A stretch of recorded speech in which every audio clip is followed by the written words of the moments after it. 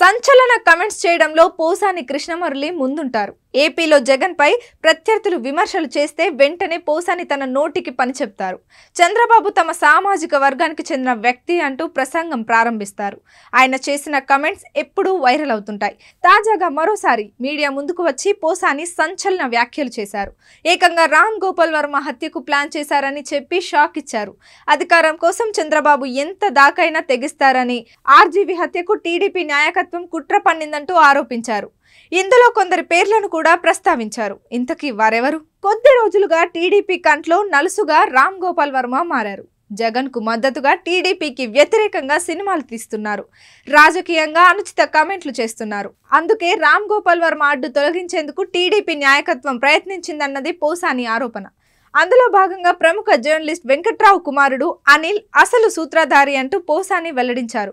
ఈ విషయాన్ని తనకు తమ కమ్మ వాళ్ళే చెప్పారని, అనిల్ కిలారు రాజేష్ ద్వారా లోకేష్ ను అప్రోచ్ అయ్యారని, ఆయన సైతం గ్రీన్ సిగ్నల్ ఇచ్చారని, కానీ చంద్రబాబు మాత్రం నో చెప్పారని పోసాని చెప్తున్నారు. Ram Gopal Varma cinema director. ఇతన్ని మర్డర్ చేయడానికి ప్లాన్ జరిగింది. ఇందులో ముఖ్య పాత్రధారి అనిల్, కేరాఫ్ కూడా చెప్తున్నా, వెంకట్రావు గారి కొడుకు. అతను మరి నాకుంటారుగా కమ్మాస్లో, నేను కూడా ఫేమస్సే కదా వాళ్ళకి, నాకు చెప్పేవాళ్ళు చెప్తారు కదా, వాళ్ళ తాలూకా ఉన్నవాళ్ళు, రాజేష్ తాలూకా ఉన్నవాళ్ళు ఇక్కడ కమ్మాస్లో, ఇక్కడ అన్నా ఒక వికెట్ పడిపోతుందన్నా, అదే ఇప్పుడిప్పుడే ప్లాన్ చేస్తున్నారు. ఎవరు తమ్ముడు అంటే ఆర్జీవి అన్న సినిమాలో తీశారు కదా, అవి ఇతని గురించి మరి చంద్రబాబు గురించి ఏమన్నాడో, అతను ఏమన్నాడో నాకు తెలీదు. చేస్తే నేను షాక్ అయిపోయాను. ఇప్పుడు మైకి ముందు చెప్పా, ఇంకా సీఎం గారు అక్కడ ఉన్నారు కదా, అప్పుడే ఈయనకి అటాక్ చేశారు. అంటే ఒక ముఖ్యమంత్రిని ఈ లెవెల్లో మర్డర్ అటెంప్ట్ చేస్తే అసలు ఆర్జీవి ఎంత, నేనెంత, మాలాంటి వాళ్ళు మేము ఆకుల్లా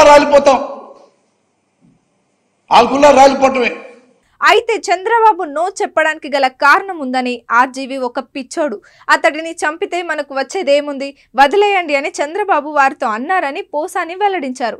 ఈ రోజు ఆర్జీవి అయ్యారని, రేపు తాను అవుతానని పోసాని ఆందోళన వ్యక్తం చేశారు. అయితే మమ్మల్ని చంపండి, కానీ ప్రజల మనిషి జగన్ను మాత్రం చంపవద్దని పోసాని కోరడం ప్రాధాన్యత సంతరించుకుంది. అయితే ఎక్కువ మంది పోసాని వ్యాఖ్యలను కొట్టిపారేస్తున్నారు.